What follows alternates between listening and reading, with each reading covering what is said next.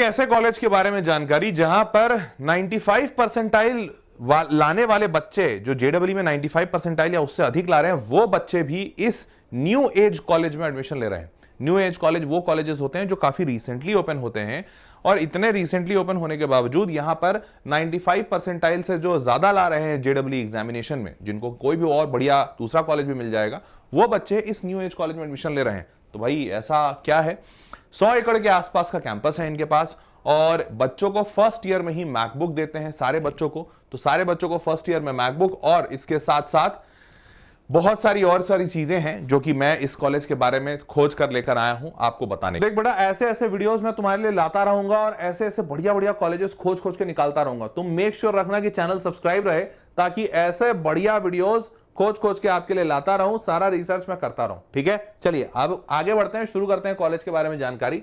साल 2025 में बना हुआ कॉलेज है। इसके 3 कैंपसेस हैं, पुणे, बैंगलोर और गुड़गांव। ठीक है, अब पुणे, बैंगलोर, गुड़गांव तीनों जगह ये बीटेक इन कंप्यूटर साइंस दे रहे हैं एआई स्पेशलाइजेशन के साथ। अब इनके कोलैबोरेशंस इन तीनों जगह इन यूनिवर्सिटीज से हैं। कोलैबोरेशन का क्या मतलब है? देखो, ये एक न्यू एज कॉलेज है। न्यू एज कॉलेज का मतलब नाम में ही लिखा हुआ है न्यू एज, मतलब अभी रिसेंट के जमाने का। तो नया खुला हुआ कॉलेज है, वो तो दिख रहा है। अब न्यू एज कॉलेज में एक अच्छाई ये है कि ये अभी के लेटेस्ट ट्रेंड और पैटर्न पे चलने वाले कॉलेज हैं। जो मार्केट में चल रहा है, जो पढ़ाया जा रहा है, वो पढ़ा रहे हैं। पर एक ड्रॉबैक ये है कि इनके पास डिग्री गिविंग अथॉरिटी नहीं है। मतलब ये जो जैसे वेदम स्कूल ऑफ टेक्नोलॉजी है, ये डिग्री नहीं दे सकता। तो इन्होंने क्या किया है, एक सिम्बायोसिस किया है कि भाई, मतलब ये कि वेदम स्कूल ऑफ टेक्नोलॉजी ऐसे कॉलेजेस के साथ कोलैबोरेट कर लिया, टाई अप कर लिया, जो कॉलेजेस, जो यूनिवर्सिटीज डिग्री दे सकते हैं, और उनका इंफ्रास्ट्रक्चर, क्योंकि वो यूनिवर्सिटीज कॉलेजेस बड़े पुराने हैं, तो उनके पास बिल्डिंग है, पूरा इंफ्रास्ट्रक्चर है, कैंपस है। तो ये करते क्या है कि भाई अपने बच्चे जो वेदम स्कूल ऑफ टेक्नोलॉजी में एडमिशन लेंगे, उनको उन कॉलेजेस, यूनिवर्सिटीज में पढ़ाया जाएगा, उनका इंफ्रास्ट्रक्चर यूज होगा, डिग्री भी वही कॉलेजेस आपको देंगे, पर पढ़ाने की जिम्मेदारी और प्लेसमेंट करवाने की जिम्मेदारी इस वेदम स्कूल ऑफ टेक्नोलॉजी की है। This is a kind of collaboration. तो जैसे पुणे में, पुणे लिखा हुआ है, तो पुणे में they have collaborated with Ajinkya DY Patil university. मतलब जो बच्चा पुणे में एडमिशन लेता है, वो इस डीवाई पाटिल यूनिवर्सिटी में पढ़ेगा, आपको डिग्री डीवाई पाटिल यूनिवर्सिटी की मिलेगी, कैंपस भी इन्हीं का होगा, पर पढ़ाने वाले फैकल्टीज वेदम स्कूल के होंगे, और 4 साल पढ़ाने के बाद जो नौकरी लगवाने की जिम्मेदारी होगी, वो भी वेदम स्कूल ऑफ टेक्नोलॉजी की होगी। तो this is how this new age colleges work. ठीक है, तो इनका एक कैंपस पुणे का है, दूसरा कैंपस है सुशांत यूनिवर्सिटी गुड़गांव का, दिल्ली के पास में, और तीसरा बेंगलुरु का कैंपस है, जो ये अभी रिसेंटली अभी तक अनाउंस नहीं किया, बट वेबसाइट पे लिखा होता अनाउंसिंग सून। मतलब बैंगलोर में भी किसी कैंपस से शायद टाई अप चल रहा होगा। ठीक है, नाउ मूविंग फॉरवर्ड, को-फाउंडर के बारे में बात कर लें तो Piyush Nangru is the co-founder. He is the person who has started Sunstone in 2019। तो सनस्टोन के बारे में जब मैंने पता किया, आप भी वेबसाइट वगैरह पे चेक कीजिएगा, तो सनस्टोन पहले से ही एजुकेशन की इंडस्ट्री में काम कर रहा है, जहां पर बच्चों को प्लेसमेंट लगवाने का काम और कार्य ये सनस्टोन ग्रुप कर रहा है। तो जब पहले से ये कर रहा है, तो बेसिकली मैंने ये इसलिए यहां पे कोट किया ताकि ये समझ आए कि वेदम स्कूल ऑफ टेक्नोलॉजी के पास, या इनके जो को-फाउंडर हैं, जो भी ओनर है, फाउंडर हैं, उन्होंने पहले भी ऐसा काम किया है जहां पर एजुकेशन में बच्चों को पढ़ाने के बाद उनकी नौकरियां लगवाई गई हैं। तो इससे ये बात समझ में आता है कि इनका जो रिक्रूटमेंट वाला, प्लेसमेंट वाला पाइपलाइन है, वो सॉर्टेड है। तो ये 2019 में इन्होंने शुरू किया, उसके बाद काफी आगे फंडिंग वगैरह मिली। अभी ये को-फाउंडर ऑफ एलिवेट एजुकेशन हो गए हैं, जिसमें ये सनस्टोन है। मतलब सनस्टोन को एलिवेट एजुकेशन में मर्ज कर दिया गया। तो ऐसा कुछ इंफॉर्मेशन मेरे को गूगल पे मिला, आप लोग भी सर्च कर लीजिएगा। ठीक है, आगे बढ़ते हैं। अब इनके वेबसाइट पे ये 2 चीजें मेंशन थी जो कि वर्थ मेंशनिंग है। 2 चीजों में, एक बच्चा है मोहम्मद शरीफ। इस बच्चे ने करीबन 4.5 लाख रुपए का कुछ प्राइज, बाउंटी जीता है। तो बाउंटी क्या होता है? तो यहां पे जैसे लिखा हुआ है world's largest hacking platform companies Google, PayPal. होता ये है कि जो बड़ी बड़ी दुनिया की कंपनी होती है, अब जैसे मान लो गूगल है, यूट्यूब है, इनके वेबसाइट्स बहुत अच्छे बने हुए। जैसे यूट्यूब है, क्या तुमको कभी यूट्यूब पे किसी यूजर का डेटा मिला है? कभी कुछ ऐसा गड़बड़ दिखा है? नहीं दिखा होगा। 99.99% लोगों को गड़बड़ नहीं दिखती। पर ऐसा है क्या कि यूट्यूब परफेक्ट है, भगवान है? नहीं भाई, उनसे भी कुछ गलती होती होगी। तो उनसे जो गलती हो रही है, कोई इंसान अगर उनकी गलती खोज के उनको बता दे, तो सोचो वो कितने खुश होंगे, क्योंकि उनकी इतनी बड़ी कंपनी है भाई, एक छोटी सी गलती और लाखों करोड़ों का नुकसान हो सकता है। तो ऐसी बड़ी बड़ी जो कंपनियां हैं ना, वो ये सब क्या कहते हैं, कॉम्पिटिशन्स रन कराती हैं, जैसे हैकर का कंपटीशन, ग्लोबल बग बाउंटीज। ये कहती क्या है कि भाई हम पूरे दुनिया में सबको बोल रहे हैं कि आप ना हमारे सिस्टम में बग खोज के निकालो। बग मतलब कोई दिक्कत परेशानी जहां आपको लगे कि यार ये कोड गलत लिखा हुआ है या यहां पर इसको ऐसे अच्छे से लिख सकते हैं। और ये कॉम्पिटिशन्स, अब जाहिर सी बात है इतनी बड़े प्लेटफॉर्म यूट्यूब, गूगल, फेसबुक, ऐसे जगह चीजों में गलतियां खोजना भी बड़ी बात है, मिलेंगी ही नहीं आपको जनरली गलती। तो ऐसे कॉम्पिटिशन्स बहुत मुश्किल होते हैं और उनमें कोई कुछ जीते। तो जैसे ये बच्चा ग्लोबल बग बाउंटीज में कोई प्राइज जीता और 4.5 लाख रुपए का इसको प्राइज मिला। तो ये भाई अपने आप में बड़ी बात है। Global bug bounties, global level पे कोई बच्चा कुछ जीत रहा है, कुछ कर रहा है।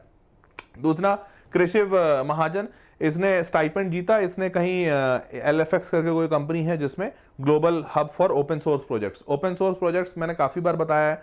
ओपन सोर्स प्रोजेक्ट्स बेसिकली ये होते हैं कि जैसे ये बड़े बड़े जो प्लेटफॉर्म्स है, जैसे मान लो यूट्यूब है, ये फेसबुक है, तो ऐसे जो बड़े बड़े वेबसाइट्स होते हैं, तो यूट्यूब तो चलो गूगल का है, अब इसका गूगल ने क्या कोड लिखा किसी को बताया नहीं, पर ऐसी बहुत सारी बड़ी बड़ी ऑर्गेनाइजेशंस होती हैं जो अपने कोड, कुछ बड़ा उन्होंने बनाया तो उसका कोड क्या लिखा ये वो मार्केट में दे देती हैं। एग्जाम्पल के तौर पे ऊबर तुम सारे लोग जानते होगे, यूज करते होगे ऊबर, ओला।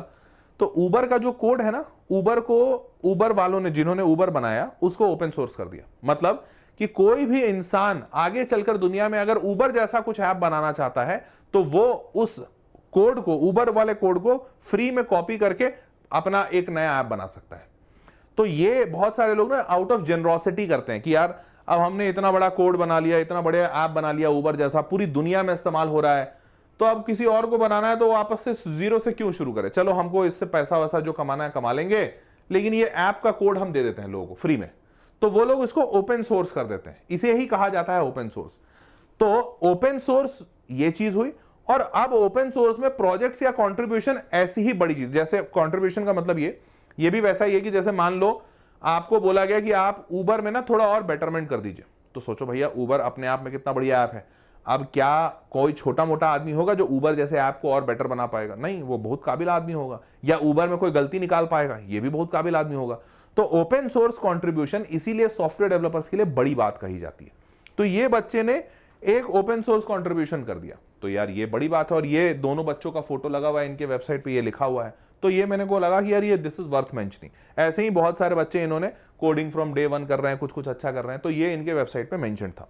नाउ मूविंग फॉरवर्ड, तो वेबसाइट पे जो फीचर्स लिखे हुए थे कि जो किस तरीके से ये पढ़ा रहे हैं, उसमें GSOC was mentioned, Linux foundation. तो ये ऐसी चीजें जिसको जो मुझे भी पता है और ये टेक वर्ल्ड में काफी ज्यादा फेमस है, जैसे गूगल समर ऑफ कोड्स। अब गूगल समर ऑफ कोड्स क्या होता है कि भाई बहुत ही रेप्यूटेड ऑर्गेनाइजेशन है और ये डेवलपर्स जो कोडर्स होते हैं उनके बीच में बहुत फेमस है। तो अगर कोई GSOC निकाल लेता है मतलब उसकी इज्जत काफी बढ़ जाती है।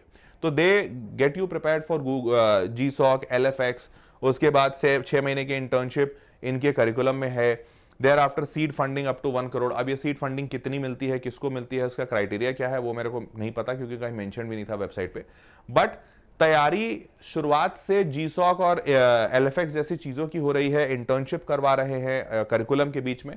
दिस एक्चुअली शोज कि करिकुलम स्ट्रांग है। अब करिकुलम में जब मैं थोड़ा और घुसा तो मेरे को कुछ और चीजें पता चली, मैं आपके साथ शेयर करता हूं। Now they have innovation labs, जहां पर AI/ML मैक्स जोन का पूरा इनोवेशन लैब है, रोबोटिक्स का ऑटोमेशन जोन है, ड्रोन सिमुलेशन जोन है। तो ये तीन चीजों का ऑटोमेशन, मतलब तीन चीजों का लैब दिखा, उससे मेरे को एक समझ में आया कि लैब में इनका फोकस जो है वो AI/ML पे है, रोबोटिक्स ऑटोमेशन पे है और ड्रोन एंड सिमुलेशन पे है। नाउ ये लैब्स कैसे हैं, कितने हैं, वो तो जाकर देखना पड़ेगा, समझ में आएगा तभी, मेरे को नहीं पता है, बट वेबसाइट पे देखा that they have these labs. Now moving forward, curriculum की अगर बात करते हैं तो this was the best part जहां पे मैंने थोड़ा ज्यादा समय बिताया और इसी पे मैं बात करना चाहूंगा। तो बेसिकली ईयर 1, ईयर 2, ईयर 3 और ईयर 4। नाउ आपको दिख रहा होगा कि ये चारों साल में जनरली जो चीजें पढ़ाई जाती हैं वो उससे आउटकम क्या निकल रहा है वो चीजें यहां पर लिखी हुई है। जैसे learn the basics for AI and programming by building from year 1। Thereafter, learn all that needed to build a fully functional mobile applications launched on Android and iOS stores. मतलब second year onwards, probably they will be helping you making mobile applications, web applications, Android application या iOS पे publish करना। तो ये second year से अगर ये applications publish करवा दे रहे हैं, मतलब आप अपना पोर्टफोलियो में कहीं किसी को दिखा पाओगे, देखो भैया मैंने ये ऐप बनाया है, जो कि जनरली फर्स्ट ईयर या सेकंड ईयर में बच्चा नहीं कर पाता। Thereafter AI expertise and industry internship. तो ये थर्ड ईयर होगा जहां पर आप कोई एआई बिल्ड करेंगे और अपने इंटर्नशिप्स करेंगे। और फाइनल ईयर में जॉब्स 2030 स्पेशलाइज्ड एआई ट्रैक्स, जहां से master your journey with AI specialization tracks that will be in demand jobs for the time. मतलब बेसिकली एआई की वो चीजें आपको सिखाई जाएंगी फोर्थ ईयर में जो कि अभी मार्केट में चल रही हैं और जिसका डिमांड ज्यादा है। अब ऑब्वियसली अभी जो चल रहा है शायद अभी से 4 साल बाद वो बदल जाए, तो आपके चौथे साल में जो भी चल रहा होगा वो चीज आपको बताया या सिखाया जाएगा। तो ये जो पूरा ओवरऑल करिकुलम है ऑब्वियसली इज नॉट अ जो ट्रेडिशनल करिकुलम होता है ना कि भाई हम आपको पहले साल में C++, जावा ये सब पढ़ाएंगे, अगले साल में पाइथन, नोड.js ये सब पढ़ाएंगे। प्रोबेबली ये वो पढ़ाएंगे भी, I don't know, but overall outcome क्या आएगा इस चीज को अगर कोई ओन कर रहा है तो that is a good part. मतलब वही चीज चाहिए भी कि भाई कोई आउटकम को ओन करे, ये बताए कि अच्छा ठीक है ये चीज पढ़ लोगे तो होगा क्या। तो दे आर सेइंग कि भाई होगा ये कि आप मोबाइल पे एप्लीकेशन बना पाएंगे, एंड्रॉइड पे, iOS पे, और वो एप्लीकेशंस अगर आप बना पा रहे हैं तो आप किसी को दिखा भी पाएंगे। मतलब it's an a kind of proof कि हाँ आप ये बता रहे हो कि हाँ मैंने सिर्फ काम कहने के लिए नहीं किया है, मैं आपको दिखा भी सकता हूं प्रूफ के तौर पे। क्लियर? नाउ मूविंग फॉरवर्ड, अब बात करते हैं फीस की। तो फीस इनकी जो 4 साल की है that is around 18.5 lakh rupees. तो all the new age colleges do have a fees on a little higher side. तो 18.5 लाख रुपए 4 साल की फीस है, मतलब रफली आप मान के चल सकते हो 4.5 लाख रुपए या 4.25 लाख रुपए के आसपास का कुछ आंकड़ा बैठा, 4.5 नहीं 4.5 लाख रुपए के आसपास। ठीक है, तो this will be the fees. अगर आप इसमें एडमिशन लेते हैं तो आपको सीट ब्लॉकिंग फीस 50,000 वगैरह देना होगा। ठीक है, that will be adjusted in your fees. Now they are moving forward, scholarship की बात करें तो the mentioned point on the website was कि स्कॉलरशिप मिलेगा बच्चों को, मेरिट बेस्ड है, वुमेन स्कॉलरशिप है and all such thing, but इसके क्राइटेरियाज मेंशन नहीं थे। तो in case if you will be going to this college तो आपको ये क्राइटेरिया पे पहले बात कर लेनी होगी कि भाई मैं एडमिशन ले रहा हूं तो मेरे को स्कॉलरशिप मिलेगा, नहीं मिलेगा, कितना मिलेगा, ताकि आप अपना एक वेल इन्फॉर्म्ड डिसीजन ले पाएं, क्योंकि इस पे कोई क्राइटेरिया मेरे को वेबसाइट पे ज्यादा नहीं मिला। ठीक है, now moving forward, facilities and amenities. तो obviously since they have partnered with big universities, जैसे डीवाई पाटिल यूनिवर्सिटी एक काफी अच्छा बड़ा यूनिवर्सिटी है पुणे में, काफी पुराना है, नाम भी है इसका। तो अब डीवाई पाटिल यूनिवर्सिटी के अपने इंफ्रास्ट्रक्चर्स भी बहुत अच्छे अच्छे हैं, जैसे कैंपस काफी बढ़िया है भाई, 100 एकड़ का कैंपस छोटा नहीं होता है, और क्लासरूम्स हैं, उसके बाद कॉमन एरिया है, और ये फोटो देखकर लग रहा है कि they have developed a lot of classrooms on their own. तो ये भी बहुत मतलब this probably would have happened कि इन्होंने क्लासरूम्स खुद से अपने लिए डिजाइन करवाए होंगे, क्योंकि ऑब्वियसली जब आप किसी कॉलेज में जा रहे हो और आप बोल रहे हो कि ये कॉलेज में मैं अपने बच्चे पढ़ाऊंगा तो आप थोड़ा बहुत चेंजेस करते हो। तो दीज क्लासरूम, क्योंकि देख के तो नहीं लग रहा कि अगर कोई कॉलेज 10-15 साल 20 साल पुराना होगा तो वो कॉलेज इतना बढ़िया क्लासरूम दिया होगा। तो आई एम प्रीटी श्योर कि ये क्लासरूम्स अपग्रेड किए गए हैं, तो that's also good part. Now moving forward, these are the details about their mentors and instructors। तो mentors और इंस्ट्रक्टर्स इनके वेबसाइट पे मेंशन थे कि ये लोग पढ़ाएंगे। अब लोग कौन है वो तो मतलब मुझे नहीं पता, या फिर वो कितने काबिल है नहीं है, बट एक चीज जो मुझे दिखी जो एक्साइटिंग थी कि जो लोग पढ़ा रहे हैं वो गूगल में, माइक्रोसॉफ्ट में, पोलरएड, उसके बाद टेक लीड एट कार्स 24, ऐसे ऐसे जगहों के लोग हैं, जैसे Microsoft 13 years of experience and Amazon, interview panel, Walmart, फिर board of member, NMIMS, founder author, instructor, Wharton school, Angel one.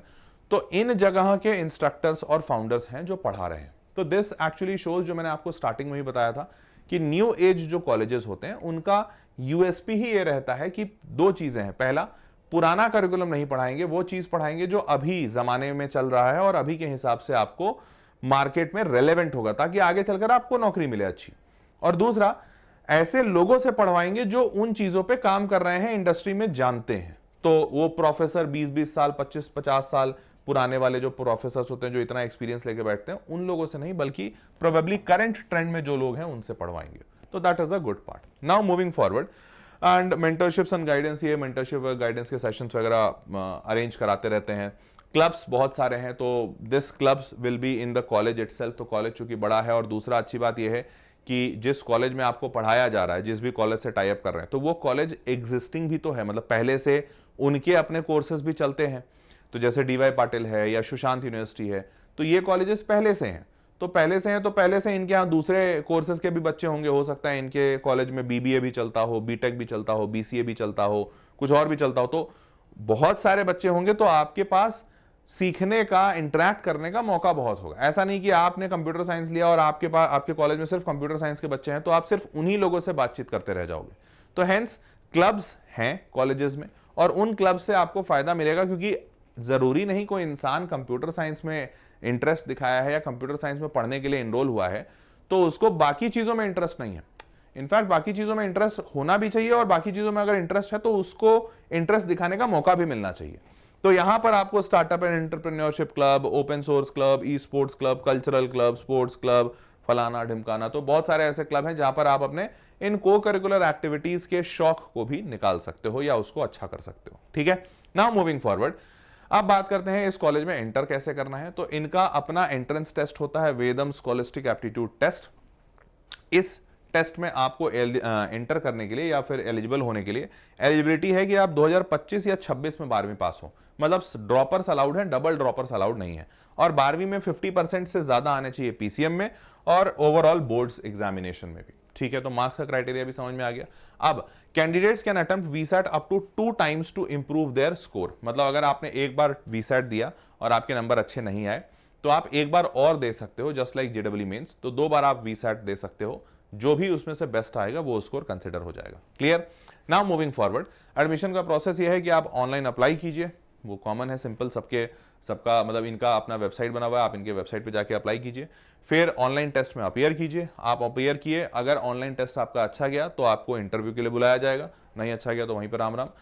आपने ऑनलाइन टेस्ट दिया, अगर आपका हो गया तो आपको इंटरव्यू के लिए बुलाया जाएगा। इंटरव्यू में आपसे बातचीत होगी और आपके बारे में जानेंगे, जो इनका प्रोसेस है। अगर ये भी आपने क्लियर कर लिया तो receive your admission results with scholarship. तो इसी ऑनलाइन पर्सन, आई गेस, क्योंकि यही एक इकलौता इंटरेक्शन होगा आपका कॉलेज के साथ, तो आई एम प्रीटी श्योर कि यहीं पर पर्सनल इंटरव्यू में ही आपको पूछ लेना चाहिए, या शायद ये खुद ही से आपको बता देंगे, क्योंकि इनके वेबसाइट पे लिखा हुआ है कि receive your admission results with scholarships, मतलब यहीं पे वो फाइनल स्कॉलरशिप का डिस्कशन होगा। तो आपने अप्लाई किया, टेस्ट दिया, टेस्ट देने के बाद इंटरव्यू में आपने स्कॉलरशिप वगैरह डिस्कस कर लिया। अगर यू आर ओके कि हाँ स्कॉलरशिप जो मिल रहा है मेरे को ठीक है, मेरे पॉकेट में है, मेरे बजट के हिसाब से है, वगैरह वगैरह, तो then you are eligible for any of your, मतलब जो भी आप एलिजिबल हैं, उसके बाद आप अपना सीट ब्लॉक कीजिए and then you start getting into the college. तो ये है इनका पूरा का पूरा प्रोसेस। क्लियर है भाई? नाउ मूविंग फॉरवर्ड, अब एग्जाम पैटर्न। तो देखो, अप्लाई ऑनलाइन तो कोई भी कर सकता है, इसमें जो भी 1000-2000 रुपए इनका एडमिशन फीस होगा, रजिस्ट्रेशन फीस, वो तुम देके अप्लाई कर सकते हो। बट अप्लाई करने के बाद पहला चेक यहीं पर आएगा कि ऑनलाइन जो टेस्ट है वो टेस्ट आप पास कर पाते हैं कि नहीं, क्योंकि अगर ये नहीं पास करेंगे तो ये मिलेगा ही नहीं, पर्सनल इंटरव्यू नहीं हो पाएगा ना। तो अब वो टेस्ट के लिए क्या होगा, टेस्ट का पैटर्न ये है कि ये प्रॉक्टर्ड ऑनलाइन एग्जाम है। प्रॉक्टर्ड ऑनलाइन एग्जामिनेशन का मतलब क्या, कि आपको घर बैठे देना है, कहीं जाना नहीं है, पर आपके लैपटॉप पे वेबकैम और माइक्रोफोन होना चाहिए, क्योंकि प्रॉक्टर्ड का मतलब होता है कि कोई उधर सामने बैठा होगा जो कि आपको देख रहा होगा और सुन रहा होगा। तो देख रहा होगा, सुन रहा होगा, मतलब आप चोरी चकारी ना करें, पर आपको कहीं जाने की जरूरत नहीं है। ऐसा नहीं कि कोई रूम में बैठ के आपको बता रहा है या आप आसपास कुछ और भी कर रहे हो, वो सब नहीं कर पाएंगे आप। तो प्रॉक्टर्ड का मतलब दूर से बैठ के कोई आपको आप पे निगरानी रख रहा है।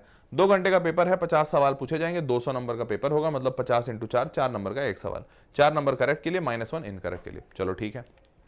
नाउ इसमें आपसे जो पूछा जाएगा वो होगा mathematics, logical and verbal reasoning और बेसिक कंप्यूटर साइंस। ठीक है, तो मैथ और लॉजिकल रीजनिंग तो आसान है, क्योंकि मैथमेटिक्स तो भाई मैं भी जानता हूं, तुम जितना 12वीं में पढ़े हो उतना ही है, इनफैक्ट 12वीं से कम ही लेवल का होगा। लॉजिकल वर्बल रीजनिंग, ये तो रीजनिंग है, तो सिंपल मेंटल एबिलिटी।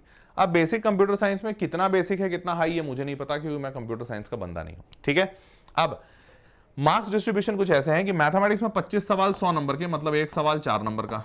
यहां पे 20 सवाल 60 नंबर का, मतलब एक सवाल 3 नंबर का। अच्छा, ऐसा नहीं है कि सबके 4 नंबर है ना, तो 20 × 30 60, और यहां पे 5 सवाल 40 नंबर के, इसका मतलब 8 नंबर का एक सवाल। ओ भाई, तो कंप्यूटर साइंस बहुत ज्यादा हाई वेटेज का भाई, ये देख लो।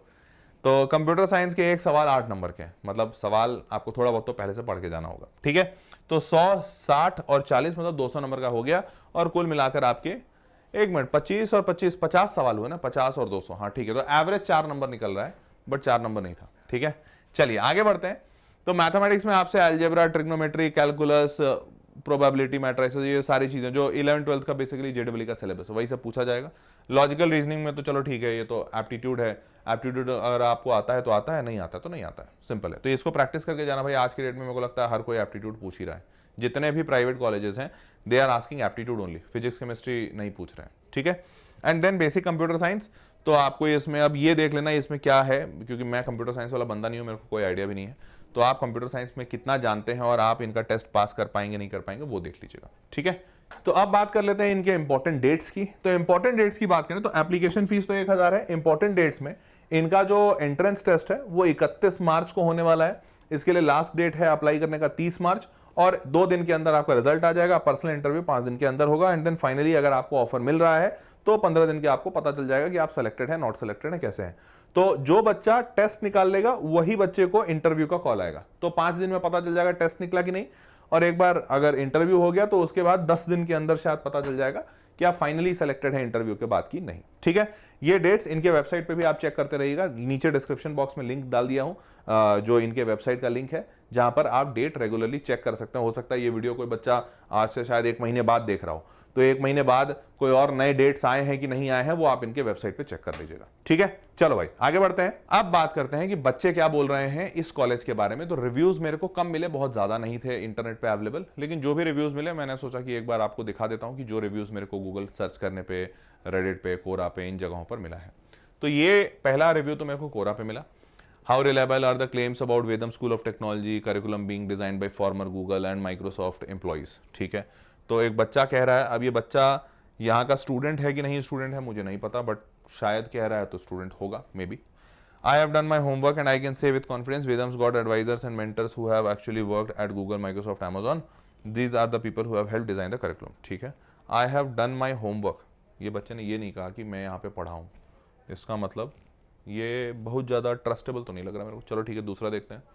ये दूसरा बच्चा है, founders office at once upon me present. ठीक है, as a Vedam School of Technology student. अच्छा ये स्टूडेंट है, चलो इसकी बात सुनते हैं। I would say the claims holds up. Okay, people who have worked in the top tech companies like Google, Cars24, Microsoft, and that shows in the curriculum is taught. ठीक है, the way they break down concept is ठीक है, is a completely different learning experience. The level of exposure they bring, for that matter, real project, industry grading thinking, and practical expectation, it feels miles apart from the traditional college. चलो ठीक है, तो student एक बोल रहा है कि हाँ भाई वो खुश है, तो ये अच्छी बात है। मेरे को बस यही 2 मिला, इसके अलावा कुछ मिला नहीं।